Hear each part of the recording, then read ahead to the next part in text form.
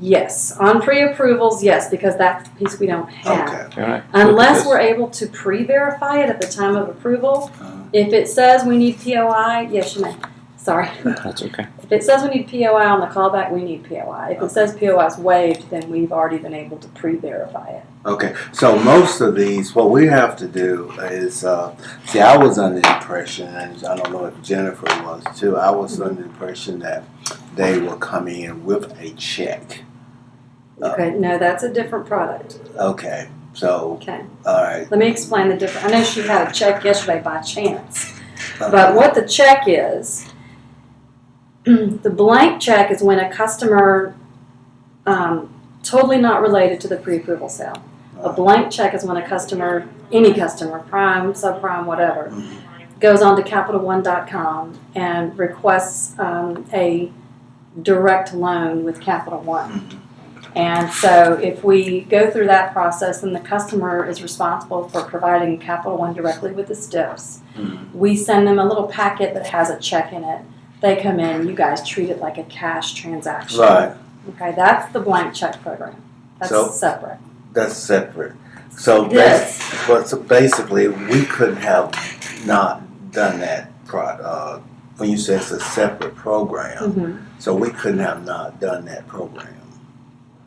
See, when it was, when Jennifer asked me about doing this, I was under the impression, because I'm familiar with the CAP1 type stuff, she says, you know, the customer will be getting a check.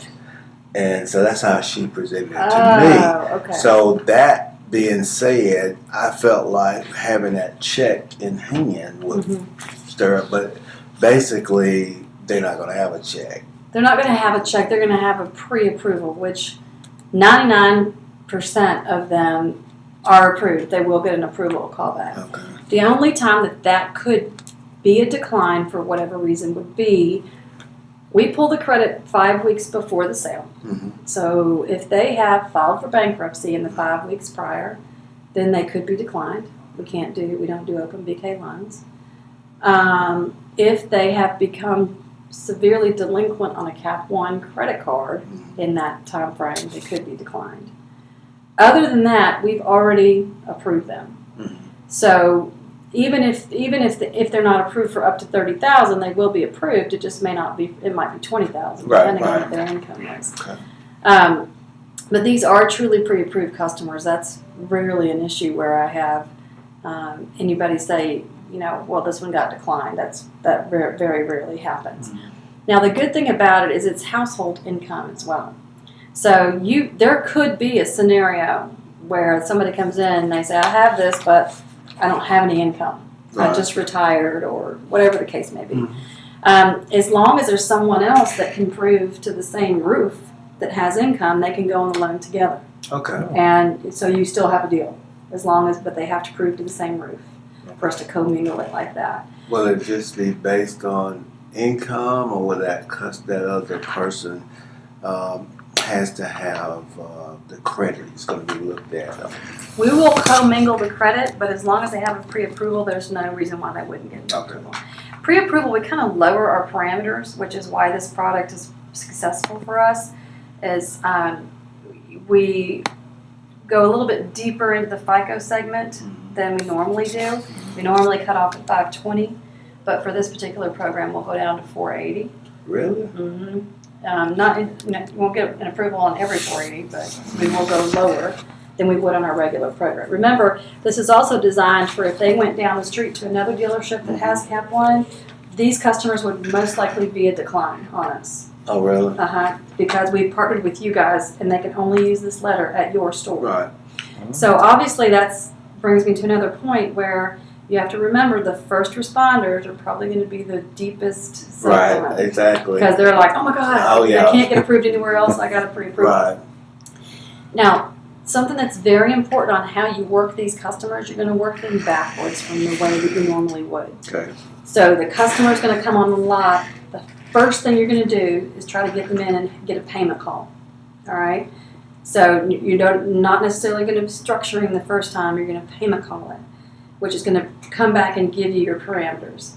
The best thing to do is select 1 to 2 vehicles that you already have on the lot. See? And say to your sales folks, these are the 2 vehicles, no more than 2. Right. You know, that your approval will allow you to purchase Exactly. today, and have the salesman show them those vehicles. That's I'm following you, because that's So- exactly how how I had envisioned this Mhm. program taking place. 'Cause that's pretty much the way we operate now. Okay. You know, so that won't be any. Okay, good. Now remember, it's usually a deal killer if you don't catch them pretty quick, because they'll settle on the most expensive thing you have on the lot, Exactly. and then they'll be bummed out because their approval's not going to let them buy that. So Oh yeah. I guess you guys know that. We already. know So, that. We run into that a lot. Yeah. another benefit of pre-approval is on about half of them, your stip for trade will be waived. Oh, really? hmm That's good. So we normally never waive stip for trade except on the pre-approval product. We will. It's not. You can't request it. It either comes back waived or not. But about half of them we waive stip for trade. Okay. So, you know, I've actually been at a sale before when somebody's pulled up and said, "I don't want this car anymore."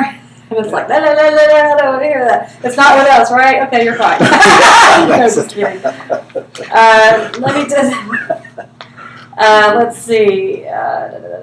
Let's see. Here's where it talks about the 800 number they can call, the approval code, and then the website. They've got Jennifer's. Here's your address, your phone number, your direct phone number, Jennifer's email address. Ask for Jennifer. Let me see, what else do we need on this as well. Applicant requirements talks about the minimum income on here. So that kind of gives them a little synopsis of what they need to be prepared for.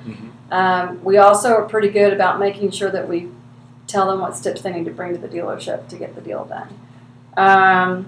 Talks about here, sometimes you'll get a little pushback. Well, this says I'm financed for $30,000. That's why we say up to. And then right here it says based on verification of eligibility to meet credit criteria, blah, blah, blah. The good thing about this sale is once you can start working those now, like the call you had yesterday, they're good now. So this letter is good for 30 days. Oh, really? Okay, good. So even though it has on it that the sale is this weekend, what we do on about 30% of them we mail to, we will do a second mailer Monday that will say, by the way, if you missed it, your letter is still good. You can still come here and finance a vehicle. So this letter is good for 30 days. So even if you have a customer that comes in and says, you know, I think I got a letter from CAP1, but I threw it away. I thought it was a credit card, blah, blah, blah. All you have to do is submit them, and if you submit them and it matches our manifest, they'll still get a pre-approval callback. So the other thing I got to be sure, whoever's submitting these, you need to type it in exactly as it's mailed. For example, in this one, this is my address, but instead of LN, if somebody put LANE, it potentially could kick it, and it wouldn't match the manifest. Okay. So even if by chance we mailed to a post office box, you know, you can't contract a P.O. box, but you want to submit it at the P.O. box, and then when you do the contract, you can put the actual physical address on the contract. Okay. Okay? So basically, see, I get mail. I've gotten mail that has CAP1 that look like this. I've always thrown it away. All right, because I was thinking it was a credit card solicitation or something like that. And I'm just basically, I would be. When you say that the 480 to what criteria you go to, you don't do 600s or 650 beacons and. You can go up to the near prime segment. Yeah. The problem is, the reason this is not very successful unless it's subprime Right. is a near prime or prime customer doesn't need a mailer. They Right. know they can get a They can loan. get- Right, that's what I said. I would throw that away because I throw them away when I get those, and You're not your customer. so I when somebody I could see that. I could see So just so you know, so that this is an actual envelope, a copy of one, Mhm. and it says right on here that this is specific to a car or truck loan. Okay. Okay, so if they read the envelope, on all the envelopes we have, you've been pre-approved for an Okay. auto, so that they know it's not a credit card solicitor. If Okay. they look at Okay. it. And Um, you should have pictures on there for them. Some of them may not be able to read it. I was just looking to see if I put the map in here. And they have- See, this is an actual mailer that I got that I haven't even. You've been pre-approved for auto financing. So, like I said, they kind of do some variances to see what Okay, but ours won't look like this. it will. It may look like this. Like this letter came out of an envelope just like this It one. did. Mm-hmm. Now this helps. Yeah, if it looked like this, it has that on the front. That is exactly. I pulled yours out of the exact same envelope. Okay, well that makes What me was the feel one that you had before, just now? It was a little It was a little bit different. longer. It was different. We have another version of this letter that has like a fold piece that, Mm-hmm.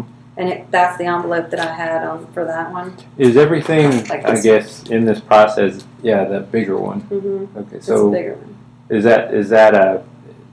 You guys decide which one you send? Is that how it works, or? Yeah, what we do is we actually have probably 3 or 4 different designs. The information is exactly the same, Mm-hmm. but it's just we continuously will try different marketing tactics Mhm. to see what draws more response. Mm-hmm. So this is what yours looks like, but not all of them will look like this. You may have somebody show up on the lot with a letter that looks a little bit different than this. Okay. But it's still a CAP1 letter. It's Okay. still the same information. Are there any, I guess, actual options in this process at all, or is it pretty much fixed as to how Options. everything's work? Well, how the envelopes look, or anything that other Yeah, dealers do? Because it's our mailer branded by Capital One. It's pretty much this is what it is. Okay. Okay. The process as a whole, though, there's no options that we're. No. Okay. The only option was whether to include a website, your website, Okay. or our website, and what email address, that kind of stuff. Those were the options. Have those been selected already? Because the mailer's already gone out. Okay. The mailer actually hit. That's why you got calls yesterday. Okay. Normally it hits Tuesdays, but for whatever reason, we have a contract with the U.S. Postal Office where all of ours gets dropped. All these get dropped at midnight Friday night. But typically they don't cycle in until Tuesday for whatever reason. But Oh. I don't know why this yours hit a little bit earlier because you already had calls yesterday on them. A couple other things. I want to just, if you want to look at this booklet real quick. These are nifty little items, hard to come by, but I had a fresh batch shipped to me. Good. So this is your salespeople. I'm going to go through it a little bit just so that I can remember to tell you a few things. But Okay. this talks about the reason that we're having the sale with you guys is because you achieved diamond status. We only offer pre-approval sales to diamond dealers. Right. If you kind of look through here, preparation tips, you guys have already gone through this. There is a log in the back of this book that your salespeople can keep for everybody that they touch that's a PA customer. They can keep notes back here, and a log is right here. So they can put customer So information. page 18, is that?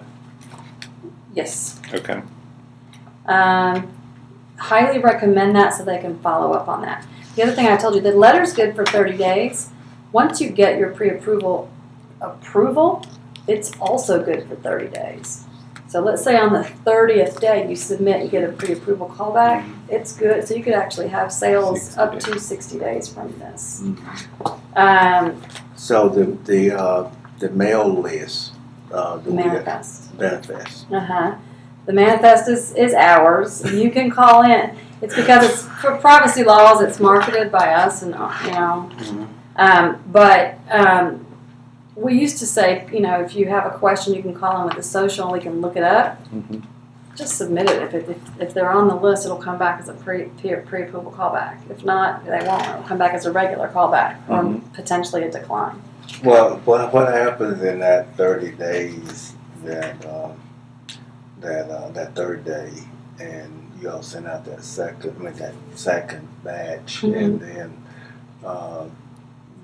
but without the manifest, we have no way of kind of. It's like it's either if they come and respond to it, Mhm. if not, which is why we guarantee the sale. yeah. So if they were not to come, and just so you know, I've been in with Capital One since '04. I've been in this market for over 2 years now, and I've never processed a refund.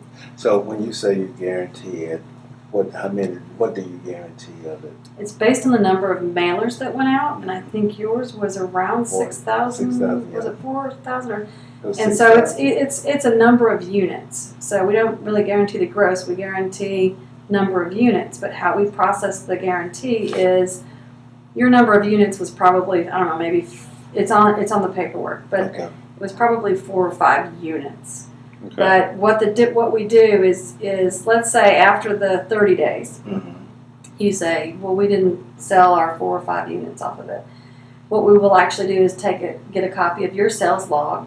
We match it up to our manifest. If we have matches, then what we'll say is if it's less than the guarantee, let's say your guarantee was 5 and we can show that you sold 2 customers off of our sale. Then what we'll do is we'll take whatever gross profit you made on those 2 vehicles, the cost of the sale, we'll subtract the gross profit. The difference is what we refund you.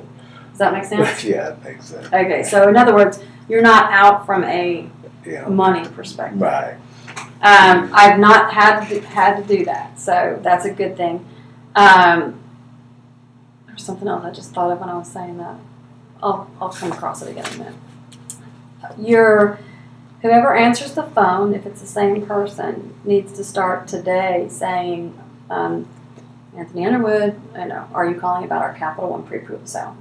And then you guys need to be sure how you're going to direct them to handle that call. Our statistics tell us that if it goes to a voicemail or somebody doesn't pick up and physically take the call, that you'll lose it. They'll hang up. The emails, you get the emails with the contact information on them.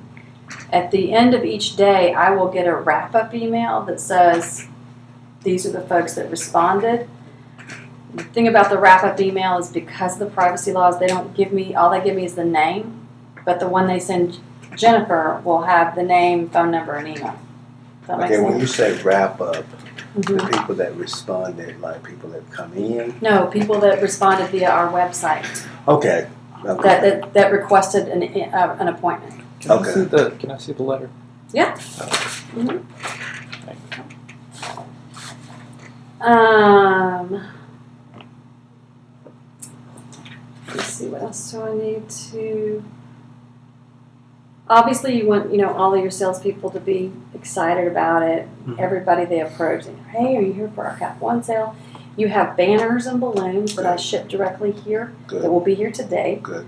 There's 2, they're really nice ones, so keep them. So if you do a future sale, you can reuse them. And I think 100 balloons is what I sent. They're like white, red, and blue. Okay. So you're going to have phone calls that are going to be, hey, I got this letter. Is this for real? Blah, blah, blah. There is actually a verbiage guide in here for your sales folks, which I believe is on page. Flip through it. Yeah, it's a phone script on page 15. So this is just suggested verbiage, but obviously for those that maybe are less experienced in your sales force, this is a great thing for them to have as a reference piece. Identify whether it's a Capital One pre-approval customer. Standard greeting, thank you for calling Anthony Underwood. Are you calling about the Capital One pre-approval event? Secure the appointment, great. Let's schedule an appointment to bring you in to look at our selection. Please don't forget to bring the appropriate documentation when you come to the dealership. Tackling questions, what's my rate? Mhm. If they're on the phone, what's my rate? Capital One will determine the interest rate. Rates can vary depending on the vehicle and the term you choose. Capital One will tell us which interest rate you are approved for when you come in for your appointment. So obviously the theme is get them in, get them in, get them in. Right. You guys already do that, I'm sure. Why am I receiving this? Is this a real offer? We've partnered with Capital One to provide financing to customers in the area. They selected you as being pre-approved. We'd like to set up an appointment so you can come in and see all the vehicles we have in inventory for you. So these are just, I mean, it goes on and on. So this is a really good thing even after the sale. Like, for example, can I be approved for more than $30,000? To provide the best possible financing terms, Capital One guidelines for this offer of credit state up to $30,000 maximum loan amount. Come in and take a look at our extensive inventory. I'm sure we can find a vehicle that meets your needs. So this is a good thing for your folks to have. Record, recall, remember. Something, and that's where the page before the log here. So they can follow up. And then obviously a page for notes here. So I don't know how many you need. I probably brought more than you need. But We'll have, how many is there? We'll use them. Yeah. Of course, Thursday and Friday we're going to have more people here. So are you the excitement person? Yeah, I'm usually doing this with a room big full group of people. Yeah, which, we usually try to get them pumped up, but are y'all pumped we up? Fired up. We are fired up. Okay, good. I thought you were. I could tell. Yeah. Paul just had breakfast and he brought me some breakfast back, so we're good. What I'm also going to do is I will send Jennifer the pre-approval program guidelines, which are pretty much mirror the regular program guidelines. We just lighten our, we're not as tight. Now remember, on some of these calls, I don't want you to be surprised if like some of your first responders get like 100% call, because their credit might be that rough that we're going to give them a loan because we pre-approved them, but it's going to be tight. It's a tight call. So just remember that as the week progresses, you'll usually have a little better customer come in. Mm-hmm. Y'all done these enough to where you know. Yes, we know. And it has to be successful because you still do it. We have been, it's kind of interesting. We've been doing pre-approvals. I started with CAP1 in 2004, and we were doing it then. And there, many banks try to emulate it, but I think just it's such a strong, powerful brand recognition for us that I don't know if that's what drives the success, but it's always successful for us. So, it's one of those things where we keep doing it because it works for us. Mm-hmm. So, Yasmin, who's your buyer, will be working on Saturday, so she'll be available for you guys. Okay. If you have any questions about the PA program, I'm available. That's my cell phone that's on my card. Y'all can call me. Anything on a deal-by-deal specific basis, that's Yas. Yeah. Or any of them in the pod can help you with that. No, that's yours to keep. Okay. You do need to final structure the deal. So once they've settled on the vehicle and you've done everything in your back end and all that, you need to call in and have a final structure in there. But this is the only time I'll ever advise you to do a payment call. So normally we like structures all the way because we price on the vehicle, except on the PA product. We're really buying the customer. It doesn't matter who's first or second on the loan. Talked about the income. They don't necessarily have to have the income as long as someone's on the loan with them that does have income. If they do go on the loan together, we'll commingle it. If they live at separate addresses, we do not. So if you have somebody with no income and nobody else under their roof, that could be a dead deal for you. Like I said, if you do get a decline, you can call Yaz and she'll tell you why it got declined. That's rare, but it does happen from time to time. And it's usually something like, 2 days ago they filed for a BK. And we have her information? Oh, yeah. Yes. Oh, okay. Yeah, she works all your deals. Yeah, she okay. works all your deals. Yeah. So what other questions do you have besides that? like I said, the website, which I'll get a copy. And normally what I'll do is I'll forward my recap email to Jennifer and just say, hey, just want to make sure that you got these already, these appointments. And it should be a success for you guys. I mean, the market area is done by zip code, and I thought I brought the map, but I think I must have left it on my desk. We are in the process of starting moving, so my desk looks like a bomb went off because I'm trying to get, I know it sounds funny, but I'm trying to get everything filed and put away nice and neat, so right now it looks like a bomb hit. That's how you do it. Little piles of stuff everywhere, and I'm like, nobody's allowed in this room forever, so, but I think I left the map. But Jennifer already saw the map because I think she probably gave it to you. Yeah. So you know the map of the area, the number of mailers that went out. And normally, a lot of these, you can make up the cost of the sale in, I hate to say it, sometimes one deal, but two deals or three. Yeah. We normally have sales off of this fairly regularly. Like you're not going to have a line on Saturday morning waiting, but you will have steady folks come in off of the mailer. How often do people have these sales? These sales are done in a particular market every 5 weeks. We do a fresh pull every 5 weeks. Okay. We also cross-reference it with our millions and millions of credit card customers too. So a lot of that is where we're able to go ahead and determine that we were willing to approve them because we already have their history from the credit card side. Do you have dealers that do this every 5 weeks? We don't sell it to the same dealer back to back ever. But I have dealers that do the sales every 5 weeks, yes, but they're different. I try to make sure that we are careful to mix up independent versus franchise and even franchise, import and domestic, so that we're making sure that our customer base is not, that we've got different options for people out there. So you do have dealers that do it every 5 weeks, but you don't sell it to the same dealers every 5 weeks? Correct. Mm-hmm.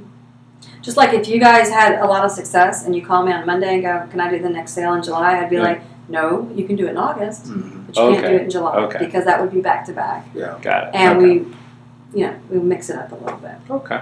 Yeah. So, other than that, I think that's about it. There will be something I haven't told you, but if any questions come up, just call me. I've got my phone with me at all times, so I can pick up and answer. And I know that y'all used to do these back before, because we just got you guys signed back up, 6 months ago maybe? Mm-hmm. So I know y'all used to do these, so really not a lot has changed, except obviously the web option wasn't there before. Also, if they call the 800 number, it's an IVR, and they have an option, yes or no, to transfer directly to the dealership. So some of those calls will be transferred from us. When the sale is completed, and when I say completed, I usually like to wait till 30 days. I can pull a report for you that it will tell you how many people accessed our website off of your sale and how many people called into the IVR for the sale. So we know what kind of activity that we drove to the dealership.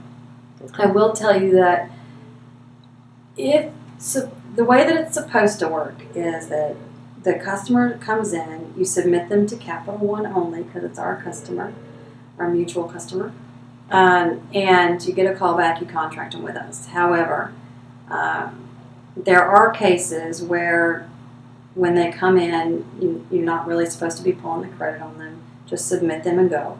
There are times when you're not going to be able to close the customer on our call. So if you end up submitting it to another bank or whatnot, you can do that if it's lose a customer over it. Normally they say, well, you're supposed to call me. We're supposed to talk. I'm just telling you in advance. You can do it if you can't close the customer on our call. Just remember, even if you do it with another lender, if they're one of our customers, it's still a result of our sale. So we'll count that in your in your number of vehicles sold. So, but normally we prefer you not to pull their credit because that's one of the things that we kind of tout to the customers. You're pre-approved. We don't even have to pull your credit. Blah blah blah. So, other than that, that's about it. It's pretty simple, pretty straightforward. Payment call will give you the parameters that you need to follow, and it's pretty good. And the first one or two that you do, Yasmin can walk you through that. But if you guys normally work off of a payment call, then you're familiar with it already. And I know that y'all have done quite a bit of business with us the last few months, so I know that you're familiar with how to do the final structure and get everything buttoned up. And the other thing about the pre-approvals is in underwriting and in funding, pre-approval contracts get priority. So we like to get them done and get them out. So that's a good thing for y'all. And if you have a customer that comes in with a CAP1 trade and they say they're just going to leave it because they want a new card, just don't tell me about it. So. Just don't tell me about that deal. So I don't want to know. So. Okay. I don't have anything. I think you've answered pretty much all of my questions. I've done them in the past with franchise dealerships, but with checks. I've never done with the card. Right. But anyway, we're gonna see how. What a change for you from a Mercedes dealership to an independent. That was a big difference. Yeah, I mean, it was. I was only there for a little while, but I was in Tennessee for a while. How long you been in the Columbus area? Moved there in 2004. Oh, really? I've covered Alabama.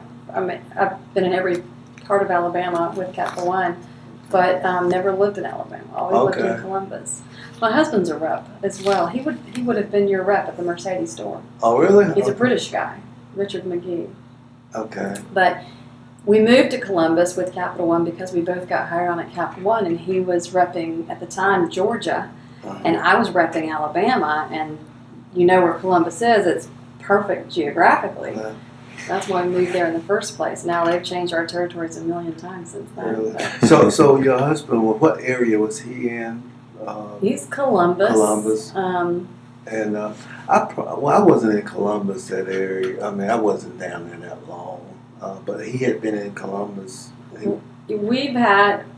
I even had Georgia at one time. Richard's been in Central, South, West Columbus, South Atlanta.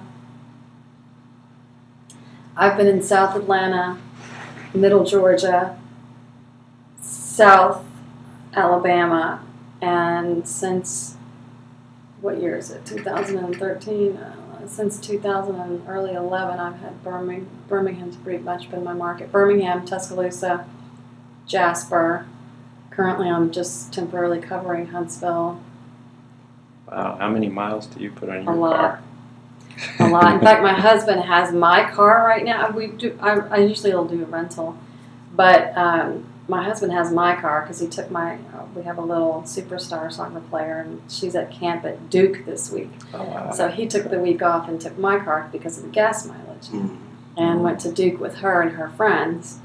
And so I'm stuck with his truck that I hate driving. It has those two dual mirror things. Yeah. I can't tell you how many times I can't see. You looking the wrong one? Well, I don't even know what I'm looking at. I end up having to do this and try to see somebody next to me. I don't know. I feel like I'm driving a bus. That's what I feel like.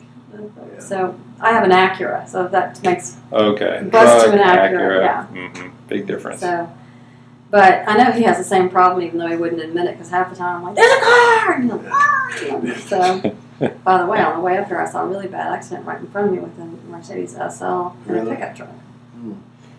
Yeah. I don't know who won that one. Well, I'm telling you, the Mercedes, half of it was smushed up. Yeah. Everybody got out. I mean, everybody was okay, but I don't know if it was a change lane thing or what, but the Mercedes went this way and the truck went this way. You came up on 280. That's the way I always come. Yeah, I do this trip multiple times a week. So I'm up here. I usually try to do one overnight, and not this week, but to save on, because I can get a lot done if I work until dark and then get up early the next day and get home. But. So you have other dealers to see why you're up this way? Oh yeah, I've got 32 dealers in Birmingham. Really? And I've got, 9 in Tuscaloosa, 3 in Jasper. I've also got Anniston, Gadsden, and Sylacauga. So, yeah, I think I have a total of 92 dealers. Yeah, you have a lot of ground to cover. I do. And your primary job is to sell these sales. My primary, I'm your rep. Right. So I'm the one that did your dealer agreement. I'm the one, even though it took forever, and I apologize about that. But I did your dealer agreement. I actually handle your account on an outside sales basis. Okay. So you the diamond status, we kind of got there pretty quick, didn't we? you did.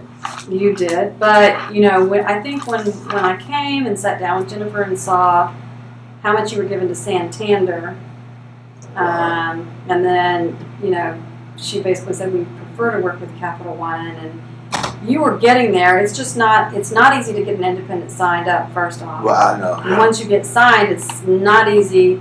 The biggest risk that we have 3 phases of Diamond. We've got Diamond, Premier, and Executive. Right. The biggest risk is going from non-Diamond to Diamond. It's not going to Premier Executive. Right. Because the guaranteed back end, all of those things that we do for a Diamond dealer, that's where the biggest risk is baked in for us. Mm-hmm. So, you know, there's a lot of times where, you know, they evaluate, but you guys were meeting the minimum expectation right off the bat. Mm-hmm. So it's pretty much a no-brainer. And then when I was here and pulled your distribution report to show how much business there is for you to give. Right. And because you were, normally it takes 6 months for us to get data on that. Mm-hmm. And, you know, you were just signed, so that's why, you know, it wasn't going to happen really quick. So I had Jennifer pull the reports for me, and she sent those over, and, you know, by looking at your dealer track reports, you could see how much business there was to be given and the FICO band. Right. Which is how we assess the potential for the store. So I sent that in, and they were like, "Oh yeah, that's fine. We can do Diamond for them." So not a problem. And Yaz has been a huge advocate for y'all too, your buyer. So right. She's good too. In fact, she came to ride with me, and every time she comes to ride, there's not enough time ever. So we have certain, and she was like, "I've got to go there and see them." I'm like, "Okay." And I plugged you guys into my GPS, and I don't know where I was, but however I was brought me through the neighborhoods and the back way, and I'm like, I don't know. Did that to me too. Yeah. I'm like, I don't know where I am. I've never been here before. It's like, it's crazy. But we got here safe and sound in one piece. Good to hear. Okay. So y'all let me know what questions you have, and you probably will. I expect you to have questions after I leave, so just call me. Okay. And if your guys need to call me, feel free to give them my number too. Okay. All right. Sounds good. All right. Well, thank you for your Thank time. I you. appreciate it. Appreciate you. Thank you very much. Cool. And I know I gave y'all extra, but y'all can just keep those for another time. All right. Okay. We were talking about, because when we order those, we have to pay for it out of our T&E every month, and they're like, "Why do you order so many?" I'm like, because of the log in the back. You can't you could, but you want a fresh log every time. So. Yeah. All right. Well, thank you very much. Great to I meet you. appreciate it. Thank you. And, good luck with